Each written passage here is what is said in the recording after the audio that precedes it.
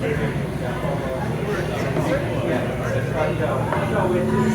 right, thanks everybody for coming out tonight.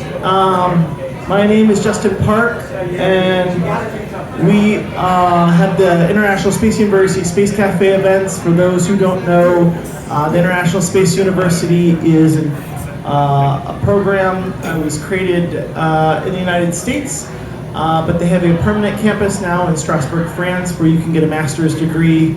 It's an 18-month program. They have master's thesis, or you can do an internship. I actually did their master's program, and that helped me get my foot in the door. I did my research at the NASA Ames Research Center for my internship, but they also have an 8-week summer session program. If you don't have a full year, you can join them in Houston. The summer session program is going to be in Houston this year, and then they also have an executive space course. Tonight, I'm delighted to introduce AC. AC is actually, we've known each other now for 13 years. We met at the International Astronautical Congress in Prague. When I was there, he was, actually it was for the Space Generation Council. He was, I think, a speaker at that. He worked at SpaceWorks at the time. Since that time, he's gone on to do really amazing things for companies like Blue Origin, who many of you have probably heard of, Virgin Galactic, and now he's actually at NASA, where he is the agency chief technologist. And so, yeah, if you'll put your hands together, everybody, AC. All right, well, thank you, Justin, and happy to be here. Like I said, I've known Justin for many years, and he's tried for many months for me to come here and speak to all of you, so thank you for being persistent as I've been out of job now in month 11. So today I'll talk a little bit about me, where I'm coming from, my history, my background, what I do as the agency chief technologist, and some of the things we at NASA are thinking about, specifically regarding how we go back to the moon and how we take that experience on the way to Mars. So, all right. Yeah, so a little bit about me. So grew up in Atlanta, Georgia. Got a bachelor's and master's in aerospace engineering from Georgia Tech. And I think I've been part, prior to my NASA service over the last 11 months, been part of what I would say is the commercial space revolution of the last 20 years. When I graduated in 2000 from the Spaces and Design Lab at Georgia Tech, the commercial space industry that we see today, New Space 1.0, whatever you want to call it, was just getting off the ground. So when I graduated, my professor at Georgia Tech started his own space company, and I joined that company called SpaceWorks, and we did a lot of work. Relative to, hopefully it's better. We did a lot of work relative to advanced concepts, helping others with their own commercial space projects, and starting our own commercial space companies. So that included work on the CubeSat revolution, hypersonics, military space planes. The first time I was involved with going back to the moon with humans, the Vision for Space Exploration, if you recall that era, and even including collaborative space projects with Japan and South Korea. All of these things I was involved with at SpaceWorks, and took that experience, and in 2012 quit SpaceWorks. Actually, I was based in DC then, and helped out the original asteroid mining company, Planetary Resources. If you remember that company, based in Bellevue, Washington, made a big splash in 2012, so I helped them with something for a few months, and then was going to go back to Atlanta to start my own CubeSat company. But before I did that, I got a job with Virgin Galactic. So in 2012, I joined Virgin Galactic, which was about 250 people back then, on strategy, business development, advanced programs. And we, when I joined, the company was just thinking about doing a new air-launched small satellite system called Launcher One that just kicked off the year prior. I joined as probably Virgin Galactic employee number 250, Launcher One employee number 10, basically. And so that original program was an air-launched small satellite launch vehicle system. Back at SpaceWorks, we had been thinking about those. We had been involved in some DARPA and NASA studies back in the day on looking at air launch. And at Virgin Galactic, we started off using the Launcher One system based upon a White Knight 2 carrier aircraft that currently takes Spaceship 2 to altitude and drops it. The original plan was to put a 2-stage rocket on that aircraft. That ran into some trouble, so me, the chief engineer, were given a secret project by Steve Isakowitz, who was the president of Virgin Galactic at the time, to go look at an alternate aircraft. So we then did some analysis studies, looked at alternatives, and decided on the 747-400 as the new carrier aircraft for the Launcher One program. So I recall being in a meeting with Richard Branson where he presented this, and then he's like, okay, go find us a 747 to use for this air launch platform. So we found an airplane, I found an airplane at Virgin Atlantic. We bought that airplane, modified the left wing to carry a 55,000 pound rocket, and that's the 747-400 that you see here.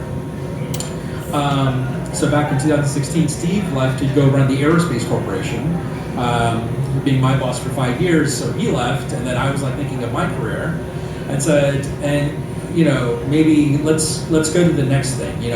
I put and supported the Virgin Galactic Launcher One, what became Virgin Orbit architecture into place with others at Virgin, and that was on a good path for success or maturation.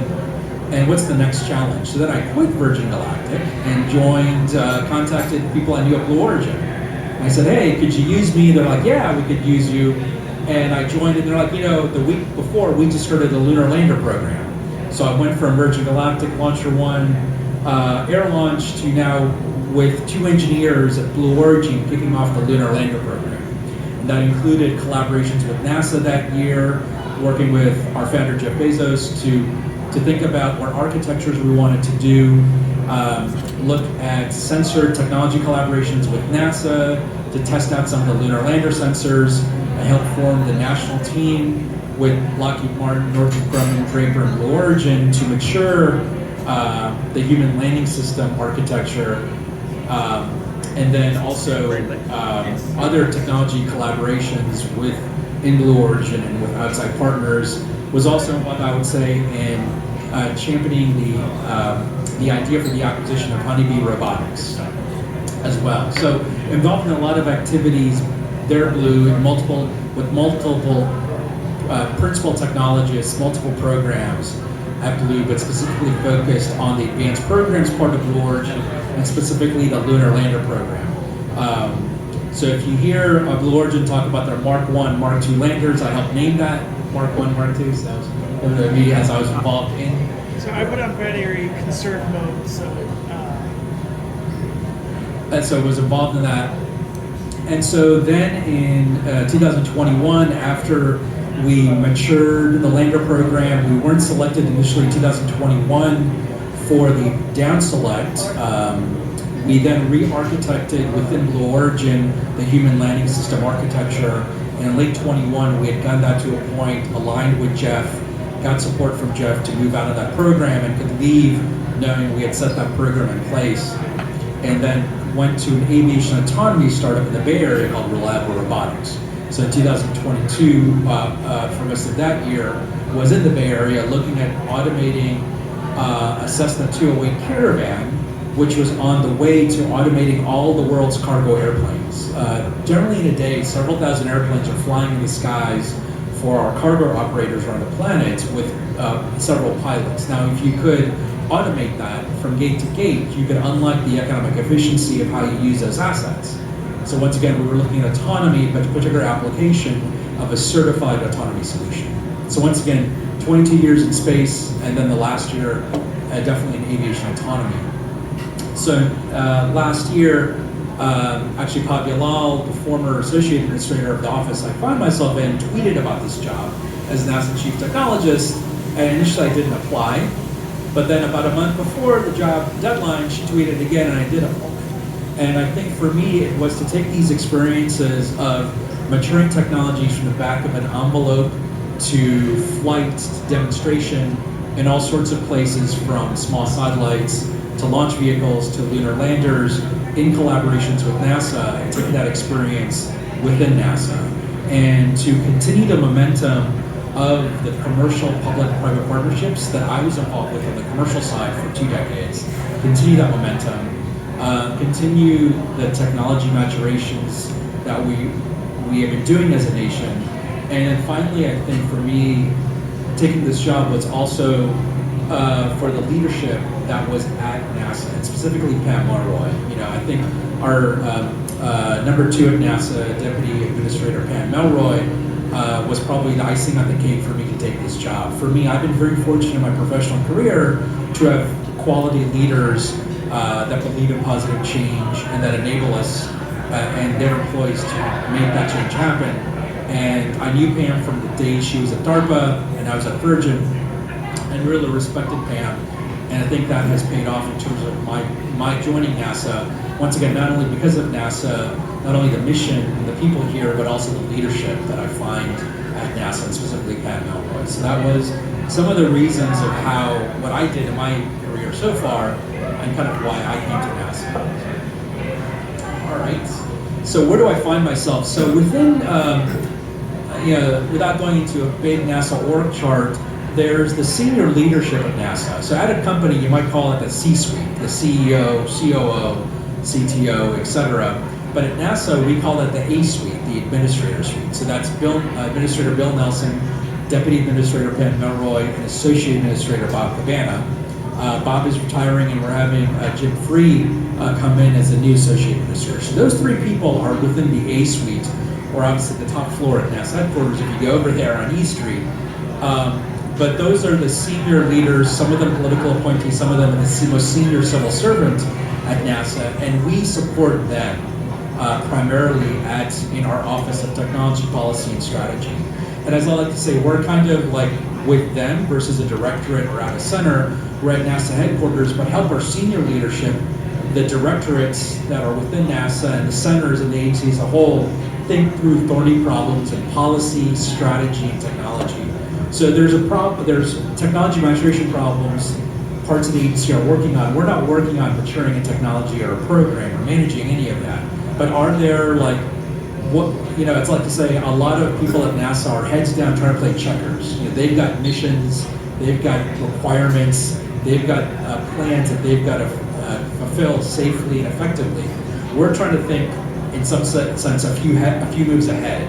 Okay, well, we get this successful or this successful, what do we do after that? Or I see this technology maturing, and this center is maturing it here, this center is maturing it here, industry is maturing it here. How do we have more coordinated technology maturation strategy? So those are the kind of questions, since we don't find ourselves in a particular mission or a directorate, we can help the agency think about.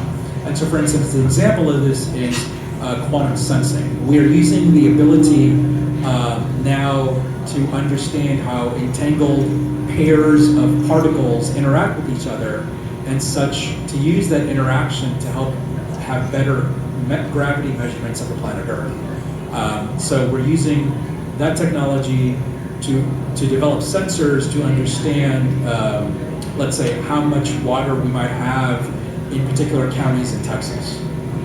But we have different parts of the agency maturing different quantum sensing technologies.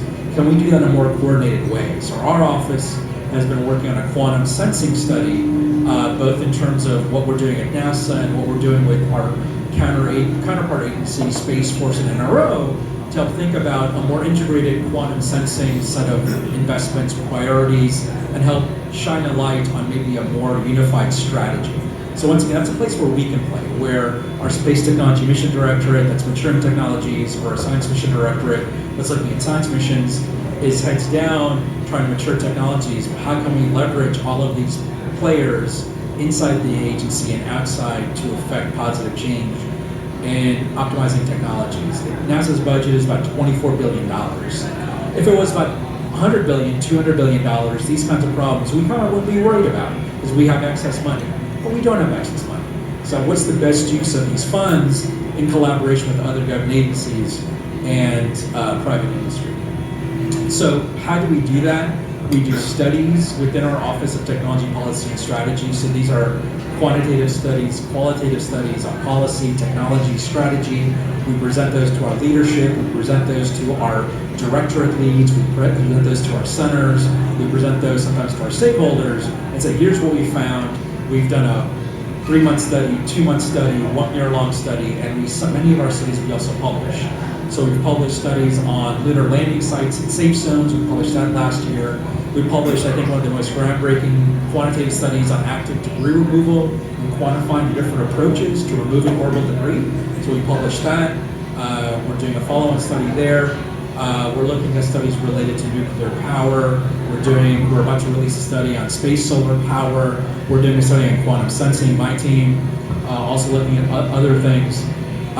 In addition, we then are working on activities where we inject ourselves to help affect positive change. So I personally am involved with our directorates and technologists in the area of wildland fire technology. Wildland fire is a big issue for our nation and for the world, and we at NASA are involved in that in terms of sensors and demonstrations.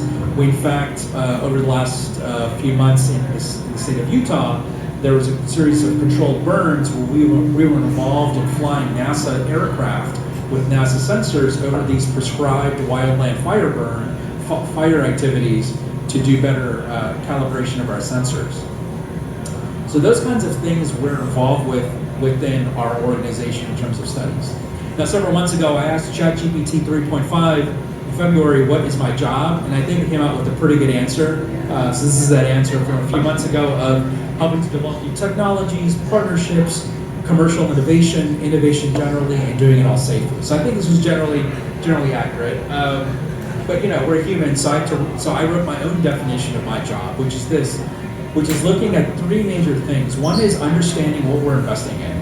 So that's part of my job as a technologist is what are we as an agency investing in totality across the directorates in the budgets that we spend. And we spend of the $24 billion NASA budget, roughly about 10% on tech maturation and tech development. And I'm trying to get my mind around quantitatively what does that mean and trying to piece together that data. Then it's also looking at what are new things, new technologies that are emerging. So coming into the agency, I didn't expect this, but I've gotten into the world of quantum technologies and AI. AI is in all government agencies in terms of our stakeholders' interest in what we're doing with AI. NASA's been using AI, machine learning for many, many years. And we're looking at even more applications in manufacturing and design, leveraging AI. But that's something we as an agency, myself, our chief scientist, our CIO at NASA are coordinating of what we can do in terms of helping us think more strategically of how to use these AI tools, not just generative AI, but machine learning in general and other forms. And then also looking at this philosophical problem of tech infusion. And what I mean by that is there is this valley of death we talk about when maturing technologies. You have a low readiness level technology and you've got to mature it. And so there's a valley of death of maturing that and the funding needed to mature that to a demonstration. Then there's another valley of death I like to talk about, which is the infusion valley of death. So I've demonstrated technology, I've demonstrated an advanced solar array in space for a satellite, but then someone else going to use it. And so we have a lot of technologies we've demonstrated matured, but the missions don't use that technology. So how can I get some of those technologies across the valley of death of tech infusion? And I'll talk a little bit about some positive stories of tech infusion and how I can maybe champion some more of those. So in terms of my approach, it's probably in this kind of set of three circles of North Stars relative to what we're investing in, looking at our Artemis program, and looking at things related to protecting and enhancing the planet. So that goes to the wildfire technology problem. Are we putting these technologies, demonstrating them for our first responders? That goes to the ideas or issues of planetary defense that we're working on. And then what are the tools to help affect positive change? Those include leveraging partnerships with commercial industry, other government agencies, and then also how to do that faster in terms of those kinds of partnerships and those kinds of tech developments. Now, I'm not doing this alone. So at NASA headquarters, we have an Office of Technology Policy and Strategy, myself and other civil servants. We have a few contractors supporting us at headquarters. And then I have my team, ACT as I call it. So all these folks are the chief technologists at all of the NASA centers. So these are my people, my team supporting me at headquarters. So there's, if I need to know about technology at NASA Glenn, materials technology, a life support technology at JSC, re-entry technology at NASA Ames, these are my team that have the insight and connections to the various technologies at the center. So even in this job in the last 10 months, people have approached me and said, AC, we know you, but we are companies that will work with NASA. Who do we go to for technology? So like, this is your team. This is my team. This is your team as a nation for what technologies is Goddard investing in, Ames, and these folks will be the connecting points with you and the technologists at those centers. At each center, if you've never done work with NASA, I recommend at each NASA center, talk to two people initially. One would be the center chief technologists, these folks, and then the other is the partnerships office, which are responsible for the collaborations between commercial companies, other government agencies, and NASA. And it's very interesting, if you read the 2022 NASA strategic plan, as I had to when I came into the agency, a lot of that is about working with industry, helping our nation. And so I view my job as not just optimizing NASA's strategy, but the nation's strategy. And part of that is working with our commercial industry to enhance their technologies that we can also leverage. And these are some great people. And they're all different kinds of technologists. Some are more partnerships focused, some are more deep dive into the early stage, but they're all our they're the ambassadors of technologies at their centers. All right, and I mentioned kind of what we, as I'm trying to understand how much money we're investing in technologies. That's part of my job, I think, as a chief technologist at the headquarters level at the agency, which is of the $24 billion, the money we're spending in tech development, where is that all going? So the first cut of that is what you see here over the last few months, trying to gather from different pockets of NASA, including a website we call TechPort, which is available to you, where we put out different technologies we're investing in for you to look into. So if you're also looking at what technologies are we investing in at the early stage, techport.nasa.gov is the website to go to where some of this data comes from. So once again, every year my plan is to release this kind of information to our stakeholders in the A-suite, our leadership at NASA, but also to our nation of like what are we investing in strategically across the board, not just in exploration or in aeronautics, but in totality, and how that all breaks out. Once again, more detail on how that $2 billion or so of our $24 billion breaks out in various programs, from small business programs to advanced technology programs within our directorates. Now, shifting a little bit to what NASA itself is doing, so we have a lot of activity in going back to the moon and using that experience to go onwards to Mars with humans. So this is not even everything we as a nation are doing going back to the moon. These are many collaborative missions with international agencies, lunar lander programs and payloads we're funding at NASA, not even the totality of all of it. But we've invested tens of billions of dollars over the last 2 decades in developing launch vehicles, capsules, maturing in collaboration with others, lunar landers of all various types that can land from tens of kilograms all the way to 30 metric tons and beyond. And we are now on the cusp of this lunar renaissance in terms of our nation and the world. And we're not just going alone. We've signed almost 30 countries to a series, to what we call the Artemis Accords, to go together in the cislunar space and spirit and collaborating together with a similar set of perceptions and norms of how we're going to do this exploration. So why do we explore? And so it's been very cool to come into the agency with several things given to me. And one of the things that I'm really happy that's been given to me is what we call the Moon to Mars objectives. And so there's a QR code I'll show later of the 3 whys of why do we go explore? Why are we making this investment? So as you go about, you're probably all space fanatics, but as you go about and talk to everyone else out here of why we go into space, I use this rubric, and we at NASA are using this rubric of the 3 whys of science, national posture, and inspiration for why we're investing not only in the science instruments, but in human space exploration in general. And we've now taken these 3 whys and decomposed them into 63 objectives, which then our teams are now using to help inform how we look at what elements we're going to build and what technologies we use. So I think having this framework, which I think we had at NASA, but actually writing it down, visualizing it, and having it as something we use as we talk internally and externally has been pretty cool to have as we go forward. This is the QR code I mentioned. So people say, where can I learn more about NASA's plans of going back to the moon and the Artemis program? Well, this is the QR code.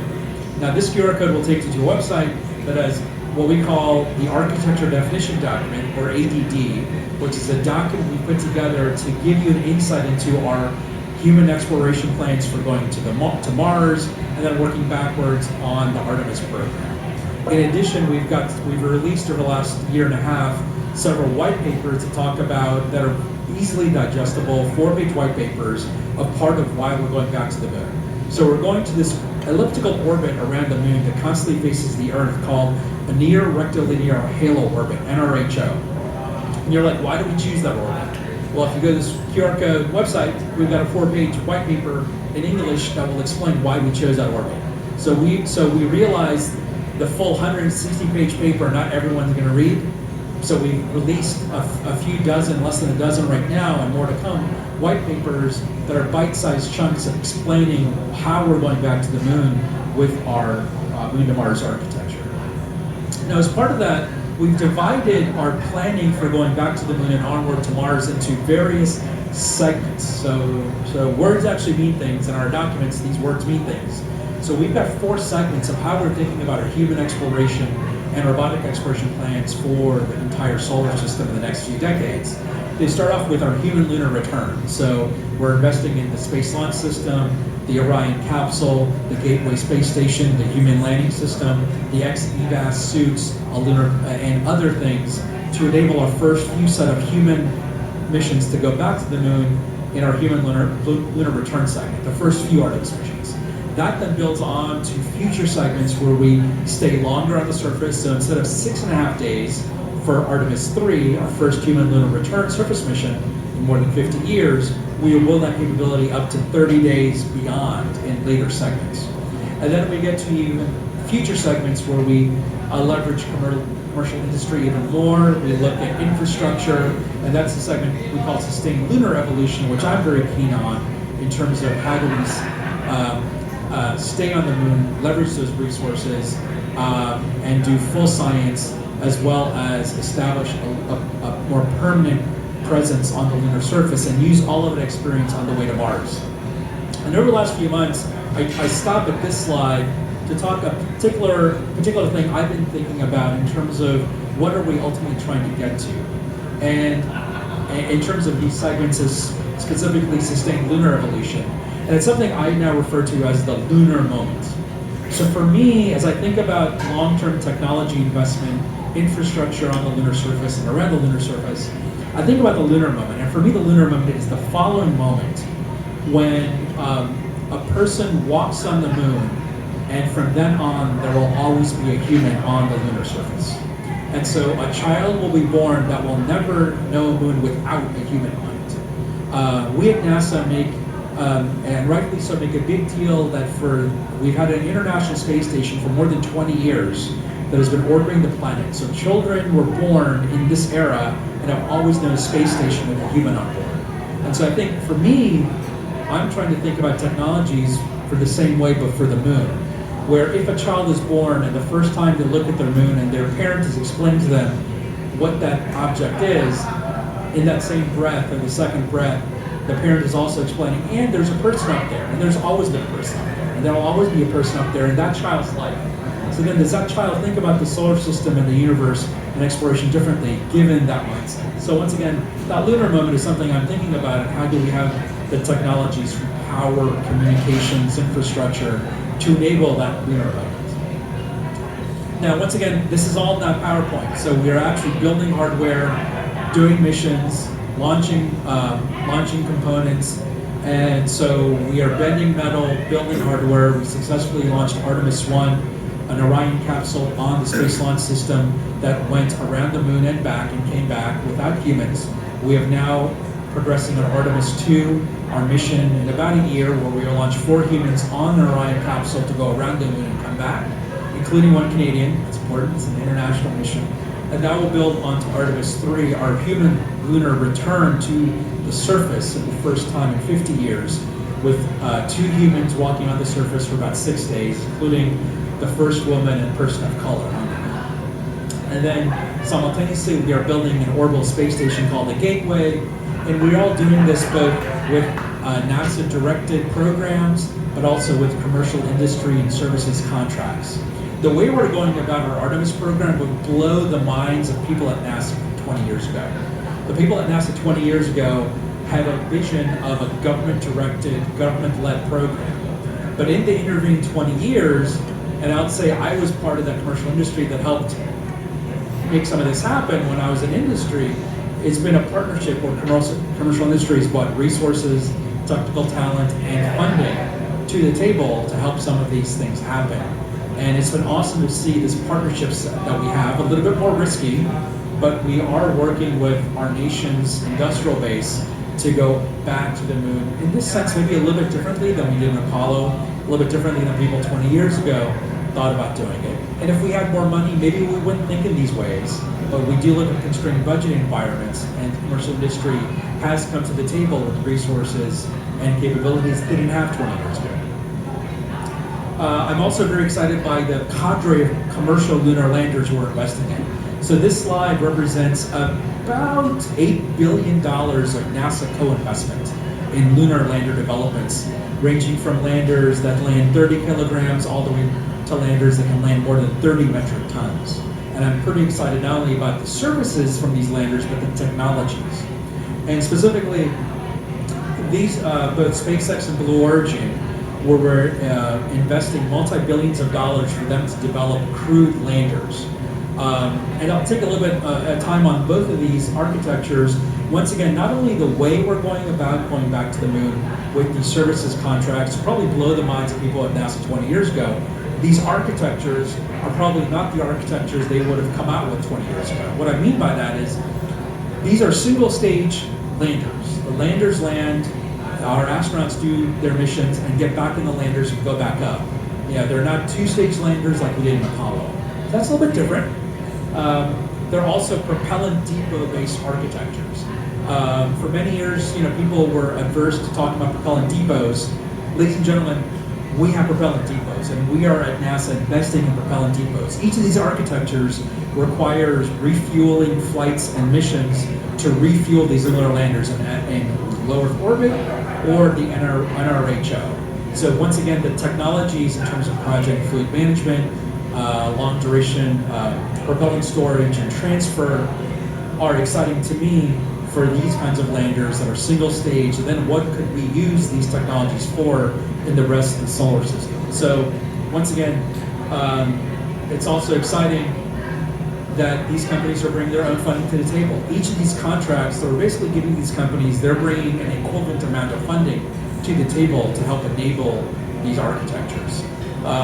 Still technology risk, still programmatic risk, but I'm still excited by the combination of our NASA experts supporting these companies and the technologies embedded, because if these are successful, we will land successfully on the moon, and then I'm pretty excited about how we can leverage that for the rest of the solar system.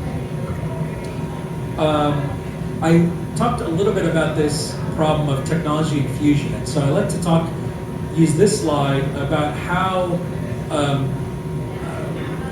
in terms of people using a technology repeatedly, it sometimes takes a shock to the system. As I like to say, this part of NASA could have an Einstein-level analysis of why this other part of NASA should use this advanced solar array technology. But this other part of NASA, its heads down in a mission, is never going to listen to that analysis.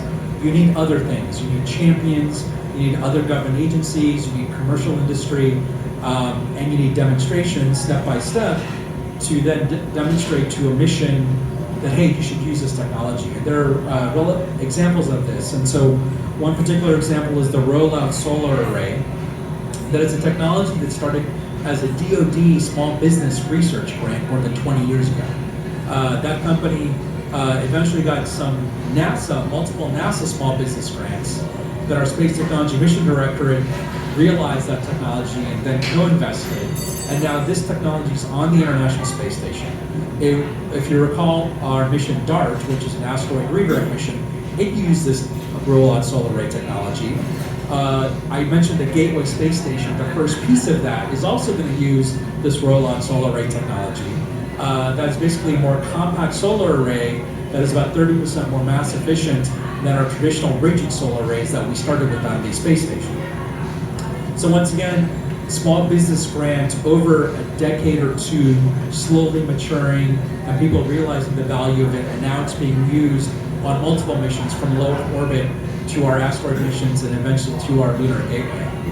Another one is terrain relative navigation, where I take an image as I'm landing on a planetary body. I take an image as I'm about landing and compare that image to a set of previously taken images of that planetary body. So for on Mars, we've had Mars orbiters that have taken high resolution images of different craters and landing sites. And so as a new lander, I'm comparing the camera pictures that I'm taking coming in with those that are resident in my database to determine where I am. And so we've used this approach of comparing your camera data with your data sets from previous orbital imagery to try to get a better landing accuracy. So instead of your landing accuracy being tens of kilometers, you now have a landing accuracy of 100 meters. And so that's the potential of this. We've demonstrated this on Mars. We've demonstrated this on Earthbound test beds. People are using all these technologies to land on the moon. Another thing I'm particularly excited about is Lunar 4G LTE. So we have our Space Technology Mission Director at NASA that does public-private partnerships with industry to mature technologies that we can then use. So we've given a $10+ million contract to Nokia, the cell phone company, to mature a lunar-based LTE system. So basically, this would be where a rover has a transponder talking back to a base station on the lander, so it can transmit high-resolution data. Let's say of an astronaut walking near the rover, some distance from the lander base station, and transmit high-resolution video back to the base station. So once again, using a commercial company's approach, interest, resources, and a public-private partnership to mature technology that is going to help us get real-time video data back from the moon of our astronauts walking on the surface. So once again, pretty exciting technologies that we're using. And also the Ingenuity helicopter, I like to tell this story. So I don't know if you know, we actually have a helicopter flying on Mars. It's done more than 60 missions. So the first 8 in NASA's aeronautics, so we're actually combining our aeronautics brand with our space brand here with Ingenuity. And this is a pretty interesting story where these technologies didn't just happen because they made sense. This technology was a very early NIAC grant where we give these grants to technologists on very far out ideas. So more than 15, 20 years ago, we gave a little bit of seed money, less than $100,000 to someone to think about a Mars helicopter. Well, they did that study. Then someone at GPL picked up on that study and said, yeah, this might be an interesting idea on Mars. Let's look at it further. And then they championed that to a technology demonstration mission for about $60, $70 million and said, you know what, we're going to demonstrate this on one of our next Mars landers. And so the Mars lander program maybe didn't see the value of this helicopter. It was just taking up mass, valuable mass on a lander. They were thinking of, a rover mission they were thinking of. But certain technology champions advocated for this helicopter to go on our rover mission on Mars, and now it's working in tandem with our rover to help go ahead of it to observe areas before the rover actually goes there, and then fly back to the rover. It has its own solar arrays, and also a few trivia points on this. It's using a commercial Snapdragon processor. It's using commercial kind of grade lithium-ion batteries. So it's a tech demo, but it's been going on for a while now. And the other thing I talk about is you see those blades that we at NASA designed with industry.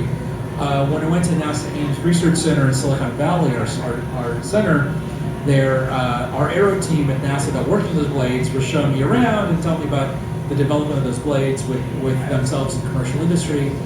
60% of the people, the team that helped develop those blades at NASA are women. And also early career folks and young folks are involved in this Mars helicopter. And so this is a tech demo of about $60, $70 million. So successful now, we're now developing future generations of these helicopters to actually be part of our sample return mission. And then we're also looking at future generations of these helicopters to be even larger quadcopters to continue to fly on Mars. We also have a separate program called Dragonfly, which is a quadcopter for Titan. So we're actually going to be flying in more than one planetary body in the solar system, which is pretty exciting. And so I mentioned this program called NIAC. It's where we fund really early stage, far out ideas. It's been going on for about 20 years. I was actually in industry, a NIAC fellow many years ago for 2 wacky ideas I had. So NASA funded me when I was in industry. And I love talking about this program because if you have a wacky, crazy idea, you can apply to NIAC. Not guaranteeing you're going to win it. It's a competitive solicitation. But it is a place where the intersection, I would say, of advanced, more radical, further out thinking technologies and concepts could eventually become something that we fly on Mars. So that Mars helicopter Ingenuity came from one of these studies many years ago. And then with that, kind of some final observations in terms of how we think about technologies and innovation. Never underestimate the power of imagination. Multiple times in my technical career, we had an idea in the back of an envelope. We started from first principles and said, this should work, even though people didn't believe it. When I was at Virgin Galactic and advocating for using the 747 and modifying the left wing to carry a 55,000-pound rocket, we got a lot of naysayers. Me and the chief engineer had to work through all those problems and say, no, we fundamentally believe in first principles, this should work. We did 3-degree freedom analysis, 6-degree freedom analysis. We went to the 747-400 simulators in Fort Lauderdale. We got the data to convince those folks that this should work, and it worked, and they flew that successfully. Connect the unconnected, specifically in technologies. And once again, can this technology I'm maturing here be applied to this problem? Can the Snapdragon processors we're using be applied on a tech demo? Can some of these lithium-ion batteries we're using here be applied to some tech demos? Can some of this advanced machine learning algorithms we're using here be applied in how we're developing some of this technology? And then explain the innovation. The other thing I think about is what we call tech scouting. There's a lot of technologies happening all over NASA, in industry, in other government agencies. How do we become aware of that? Communicate that with each other, communicating that with you. And once again, I mentioned the QR code for our Mars architecture, which is a document that you can comment upon. Every year we plan to release a new version of that document, so we're communicating to you our plans. And once again, another way how we're exploring the moon is different than how we did it 20 years ago. 20 years ago, NASA never released such a document because I was in industry looking for such a document. NASA communicated internally some of its plans. This time, we're releasing these documents, explaining our plans, our architectures, maybe even more so than we would have done 20 years ago. And I'm pretty proud of how we're going about that. And not only that, we're not only putting those documents out, we have a website with an email address. So if you want to comment upon those documents and that strategy, we have a way for you to do it, both as another government agency, as an international space agency, or as the average person. So I'm pretty excited about the agency where I find myself, where we are headed back to the moon in partnership. The technologies are maturing internally at NASA with our other government agency partners, with all these companies, and specifically the NASA leadership that's helping it make it happen, and one of the reasons I joined. So with that, it's kind of a little bit of my spiel, and I'm happy to take any questions.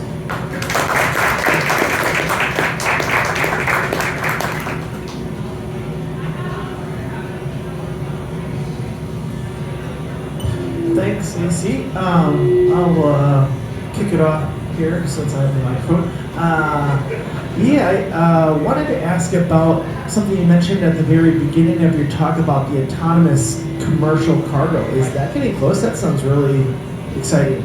Yeah, so there's, you heard a lot about drones. There's a lot of investment on activity in drones. But what we are working on was actually retrofitting existing aircraft to fly themselves gate to gate. Now, these large aircraft have autopilots, obviously. We fly in airplanes with pilots that use autopilots. Those autopilots are for certain segments of that flight. But the end-to-end certified, FAA-certified approach is something that I think several companies are trying to address. So there's the scope of small drones, medium drones, but then at some point getting to the larger retrofitted aircraft, which you can think of even much larger drones in some sense. So I think that company I worked for about 4 years ago did a gate-to-gate demo of a Cessna 172 to fly itself and was working on bigger airplanes. So I think we'll see more of that from not only that company, but other companies as well. And also there's a lot of urban air mobility companies you may have heard about that are also looking at these autonomous solutions for some of their products and services. So we can see some of that. Thanks, AC. Very informative talk. So actually, Justin may have already touched this on his question, but at the beginning you mentioned firefighting. I was hoping you could elaborate on that. Yeah, so wildland fires are a big issue for the world, and for as we observe more of these fires happening, getting closer to suburban and urban areas, and people spreading out into the wilderness in terms of development, that is something that our stakeholders, the White House, Congress, and others are very interested in. In February, actually, the White House released a report that kind of charged all government agencies, including NASA, to look at how do we get these technologies into the hands of these wildland firefighters and first responders. It's very weird as I've investigated it. A lot of the technologies they're using are really older generation technologies relative to comm, data sensing, even autonomous aircraft or drones that they might be using. I think there's more there as an agency, us, NOAA, Department of Homeland Security, even other government agencies on the DoD side can help out with. And so I think we're at NASA investing in different technologies, from satellite-based sensors that can help understand wildfires, situations that could lead to wildfires, to airborne platforms that can have sensors to observe the wildfires, to even autonomous systems that could be used in combination with the existing firefighter infrastructure. Like for instance, you see these airplanes that drop a retardant on these fires. Well, there's a fire boss that's kind of managing that airspace of all these aircraft that are dropping these retardants. Well, at night, the fire boss goes away, so we're not fighting those fires, right? Well, can we apply autonomy technology to that problem and continue to fight the fire at night when there's no human fire boss flying around, organizing all the aircraft in that airspace, right? So once again, we at NASA, what is our expertise in this wildland fire situation? Maturing technologies. We're experts in maturing and demoing technologies in the field, and we're experts in systems engineering and integration.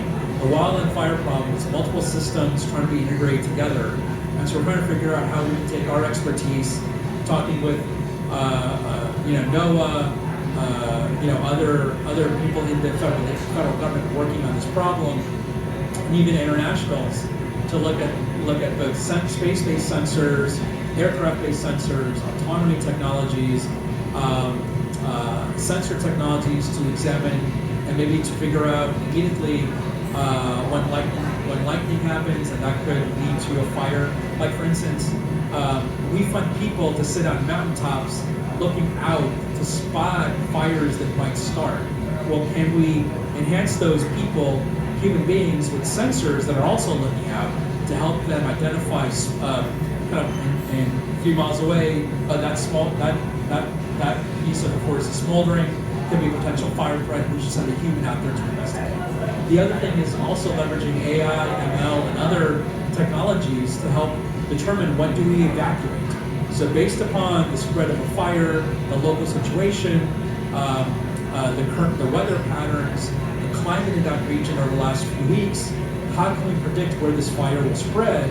And can we apply AI and machine learning to that predictive capabilities so we don't have to evacuate everybody, but we have smart evacuation procedures that our stakeholders can use based upon smart modeling. So these kinds of things where I think we can help our firefighting community in some sense. A couple things. First, the discussion about fires again. Really one thing. I've been most of my adult life on Maui and was shocked, not shocked, but shocked. Fires happen. Some ideas, the Aerospace Corporation can help out with some of these things that might be interesting. I'd love to chat with you offline about some things that I predict with fires, not just measure them. So that was one thing. The second thing is, so I've never worked at NASA. You're new to NASA. So I would, I'm trying to phrase this nicely, I would like to understand what the interest of the moon is scientifically, because as far as I know, NASA hasn't had a manned or unmanned rover on the moon for half a century, 50 years, which I think is more than many people's in this lifetime. So all of a sudden, oh, okay, we're going back to the moon. But why haven't we had rovers like we have on Mars? A lot this year, there'd be a beehive of activity even on the far side of the moon. Now that you're at NASA, can you help me understand the thought process that goes into this?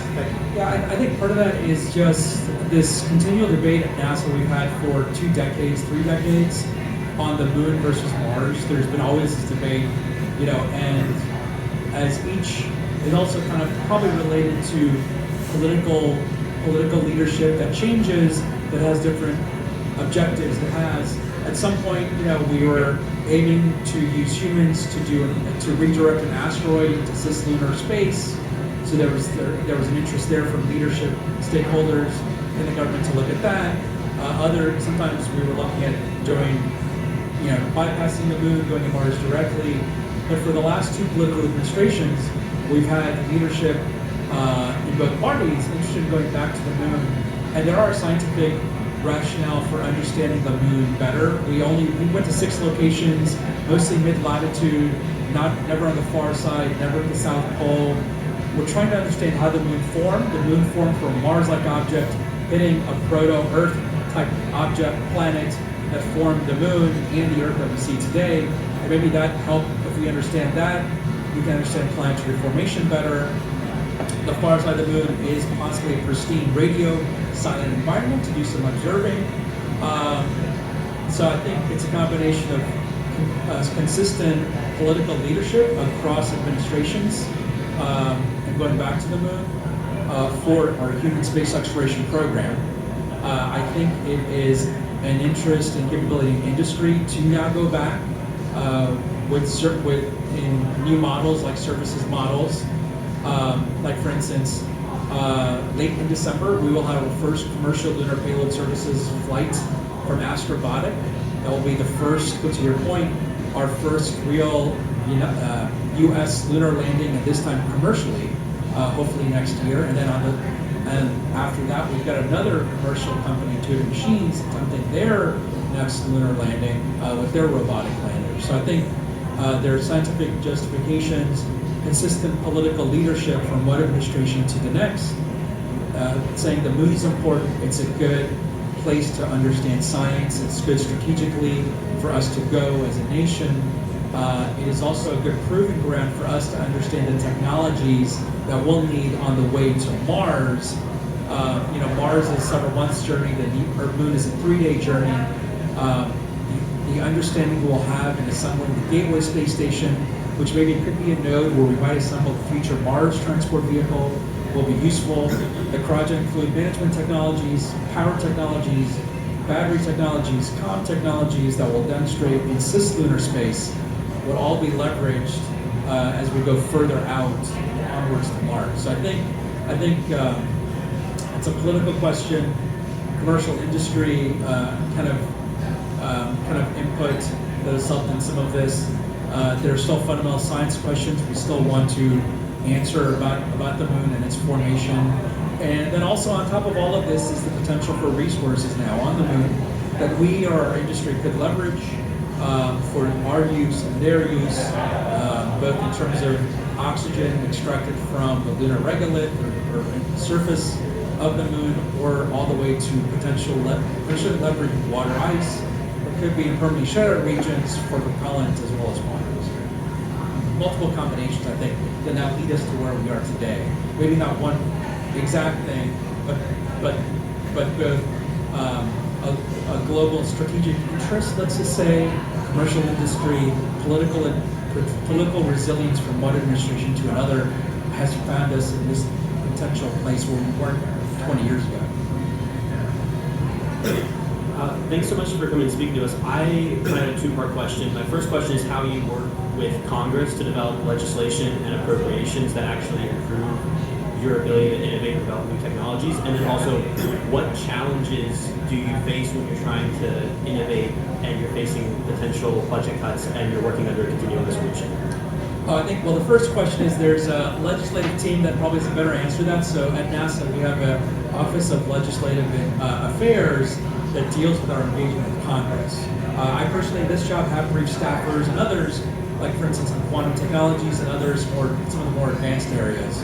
But we do have a president's budget request, which is a pretty good document, separate from the numbers of the programs we're investing in, to give you a sense of what we think is important as an agency. So that's a good guiding document, separate from the exact dollar values in there, relative to Artemis, relative to the lunar exploration, relative to commercial space stations we're co-investing in or interested in from industry. So that's a good guiding document that the administration provides to Congress and the stakeholders, and then a conversation of what is the actual budget. What drives what you see in that president's budget request are certain strategic frameworks and documents. So for the Artemis program, it's the Moon to Mars objectives, the 63 Moon to Mars objectives. For our science mission director, it's what's called the decadal surveys. So our science mission director divides itself into various portfolios of science, from heliophysics to astrophysics to planetary science to earth science, and each of those has a 10-year process where they survey the scientific community for the top scientific questions we need to answer. That will then drive our investments based upon the science questions we want to answer. That's how they do it. And then our aeronautics research mission director has their strategic approach, talking with industry of what's important to industry and what technologies we can ensure to help have more efficient turbofan engines, more lighter, easier to manufacture composite materials, so those kinds of things. In a constrained budget environment, I think it's important to do what I was talking about, which is look at what is everything we're investing in, and is what we're investing in hitting our objectives. We cannot hit all of our objectives. If we had utopian amounts of money, yes, we can. But what are our top objectives? And that helps drive our investment portfolio. The thing I'm very cognizant about, to your point, is when I visited NASA Center, they love showing me the technologies they're investing in. And so when I approach a technology that they pitch me at a NASA Center, I'm like, okay, if this is an Artemis technology you're pitching me and say how great it is, which of the 63 Moon to Mars objectives is this technology hitting?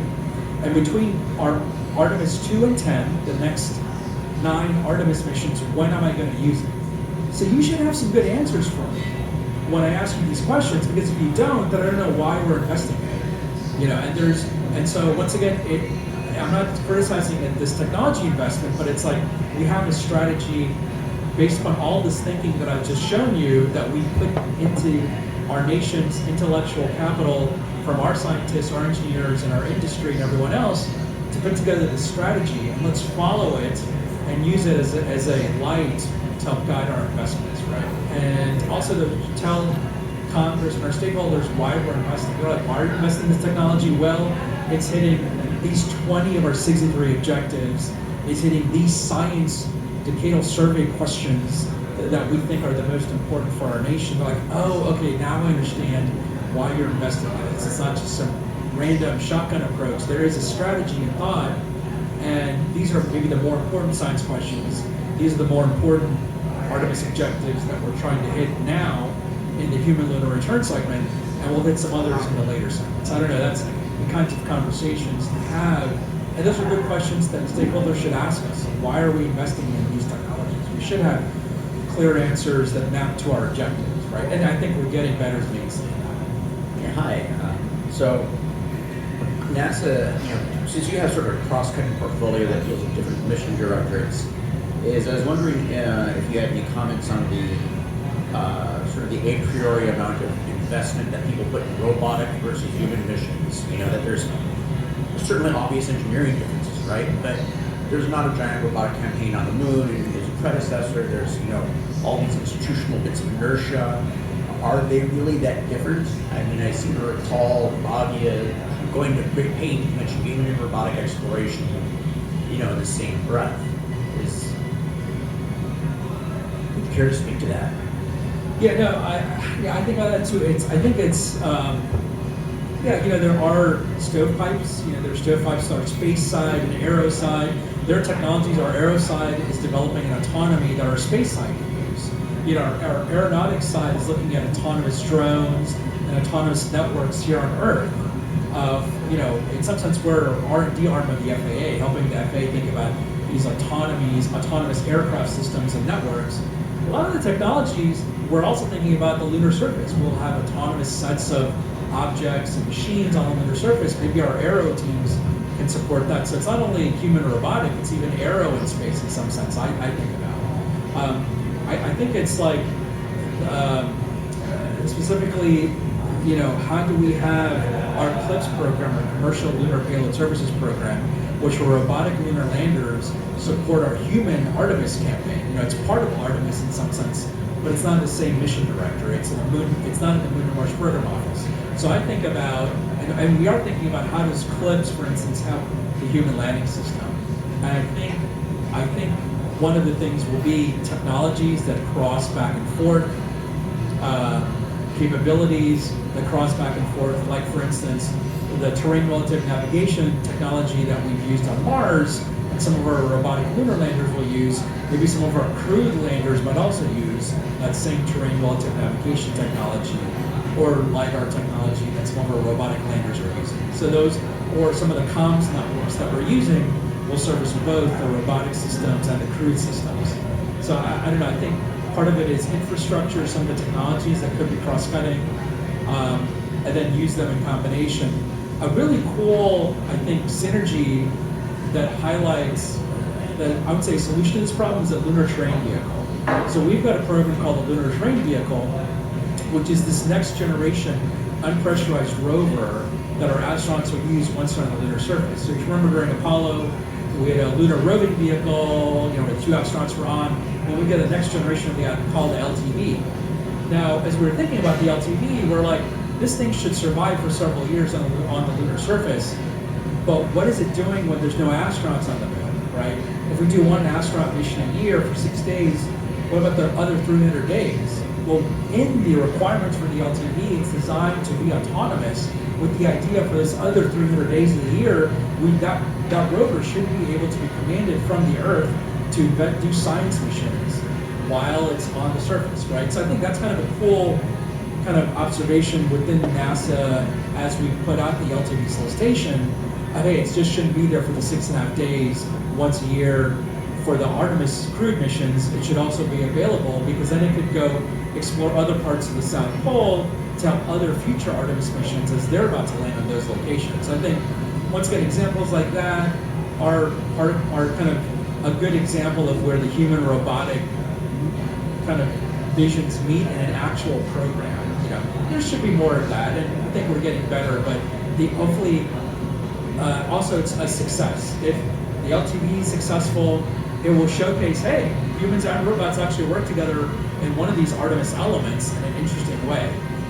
So I don't know. I think we're getting better, and it's also part of commercial industries also using that rover in off days when it's not servicing the human Artemis missions, right? So once again, it's also being spurred a little bit probably by commercial industry as well. So once again, synergy, human robotic, also pushed along by commercial industry's interest in using those capabilities. I wanted to thank you for the presentation. It was really insightful to learn more about the Technologist office. And I wanted to zoom out a little bit because it left me with a couple of questions. How does the Technologist office work with other technology maturation bodies within other federal agencies? And is there any coordination between them? There is. That's another thing I find myself in is part of our office and part of my job, I think, is to be part of that glue that's connecting NASA with other government agencies. Like, when I came to this job, they gave me my portfolio, but it was really blank piece of paper of like, hey, this is what previous technologists did at NASA. I'm like the 5th permanent chief technologist of the agency. And I like to say it's like I'm the new Doctor Who. And why is that? Every few years, Doctor Who regenerates into a new form. So I'm the new version of the agency's chief technologist. I'm not like the others, who are academics or career civil servants. I'm a little bit different. And part of that is also engaging with other government agencies. And so there's a thing we have called the Science and Technology Partnerships Forum, which was started about a decade ago between Space Force, NASA, and NRO, National Reconnaissance Office, because those 3 agencies realized, each agency is investing in technologies, we should talk more with each other. So actually, I talk monthly to the chief scientists at Space Force and NRO about, hey, could we do some joint studies? what are some joint roadmap or technologies we've got going on? This is what we're doing in Artemis. What are you doing in cislunar space? And so, for instance, what has that resulted in? For the last few months, my team has been working on an interagency NASA Space Force National Reconnaissance Office study on quantum sensing. Right, so we're investing in quantum sensing. The other two agencies are interested in quantum sensing. We're just like, let's have workshops, technical interchange meetings with our subject matter experts and yours, and bring the community together. I think one of the things our office has done, actually, our team at headquarters in OTPS is bring our NASA community together, along with talking with Space Force and NRO technologists on this particular technology issue. And so I think that's one thing we're doing on the wildland fire technology. Just today, I actually led a call with another government agency, and I brought in 3 of our directorates, and I had each a representative from each directorate talk to this other government agency of what each directorate is doing in wildland fire tech, right? And so once again, Pat Melroy was like, AC, take the lead on this and bring our agency along to talk with this other agency. Once again, because the Science Mission Director could have led that call. Once again, they're one directorate. I'm across all of, or can see all of it, and can bring all of us together to talk with this other government agency. That's where we can play this connective role, because we don't have infinite money, but these other agencies are investing in technology too. And so, for instance, in today's call, in this particular call with me and my 3 directorate leads talking to the other government agency, we identified at least 2 or 3 demos we could do with this other government agency. Without this call, we wouldn't know about, oh, you're doing this demo here later this year. We're doing a demo, next year as well. Why don't you join our demo and we'll join your demo? And now they're like, oh yeah, let's have some conversations. And so that's where I think we at OTPS can play a role in bridging these technologies. And we're also trying to do that with commercial industry to bring them in to talk to different parts of NASA that they have not talked to. First, I want to say that your picture, your portrait is wonderful, and it is a true sign that NASA has truly changed, because I cannot see a picture like that being official 10 or 20 years ago. So thank you for that. And second, as part of your role of reaching out, of communicating, of letting people know what NASA's up to, what the issues are, how are you dealing with your counterparts in other, in other signers of the Artemis Accords at the international level, and are there counterparts of the chief technology? Yeah, actually, there are, and there are parts of each of our directorates are talking with our international partners. I try to scope out I don't try to get into those direct one-to-one conversations with our different directorate leads, but occasionally I do. Let's say I have a pretty good relationship with the CTO of the Australian Space Agency, so I've talked to her a lot. I've talked to other technologists within Japan, South Korea, Italy, and once again, I can talk to them about some of the advanced technology areas I'm thinking about. So, for instance, quantum, which I've been thinking about for the last year. Hey, country X, country Y, Space Agency X, Space Agency Y. We're doing some stuff in quantum. What are you doing? We're doing this in AI. We're looking at wildland fire tech. What are you looking at? And so some of these technology areas that I'm kind of looking at examining for the agency as a whole, we can also have those conversations. And then also talk to them in some sense, not representing a particular constituency at NASA. I can talk to them about long-term planning. Hey, here's some of the things we're thinking about. What are you thinking about? Once again, I'm not representing a mission. I'm not representing a program. So in some sense, I can have some, I wouldn't say more brainstorm conversations, but more conversations that are looking a few steps ahead of, hey, as we look to the NASA of 2030, 2040, these are the kinds of things we're thinking about. And I'm also curious and exchanging ideas of this is how we're investing in technologies, the process. What is the process you use for investing in technology? So one of the things I've been asking my counterparts at these agencies overseas is, hey, this is how we're looking at our technology portfolio. What do we invest in? How are you doing it? Are there some lessons learned you can learn from us, or there's something I can learn from you. As you're thinking about some of that, and in some of those conversations, I've learned a thing or two of like how they looked at how we were investing and modified certain models, maybe how we could take that forward. So yeah, so there's, I do appreciate those kinds of conversations. And given my previous history where I instituted commercial-to-commercial collaborations with companies in America, with overseas entities, I'm interested in continuing those kinds of dialogues. Probably last question, because I got to head out here. Yes. Hi, thanks for coming out and talking to us. You're an amazing science communicator. I was wondering, outside of funding, what do you think the biggest challenge for NASA is in getting to the moon, whether that be structural and cultural changes between public-private partnerships, manpower, maturing technologies, or getting on the same page with our international partners? Oh, all of it? All of it. I think it's, once again, we've taken a risk, programmatic risk, into what I've just shown you with the Artemis program, with kind of government-managed programs, along with public-private partnerships.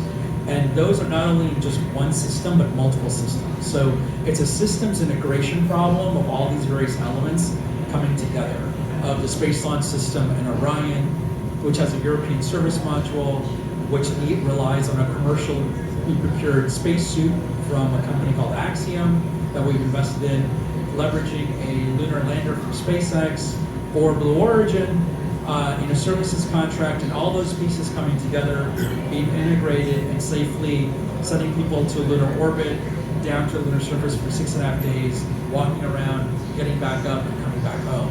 So I think that overall systems integration problem you'll always face in any human space exploration campaign we face, and then on top of that, we've got these public-private partnerships, and then some of it also has some international partners that are contributing some elements. But I think this is the kind of way we should be exploring with commercial industry in a tough systems integration problem, with other government agencies, our international partners that are contributing. I think these are the problems we should be having in the 21st century, and so it's going to be tough, and we may be delayed, and yeah, you know, building rockets, building lunar landers, and doing human exploration, it's very tough. It's a systems engineering problem, integration problem. But you know, I'm particularly excited by the successes we've had in commercial cargo, commercial crew, now leveraging that for spacesuits, leveraging that for human landing systems. And yeah, there will be challenges, but you know, we've overcome a lot to get here, to demonstrate these Artemis 1, now Artemis 2, and on the way to Artemis 3.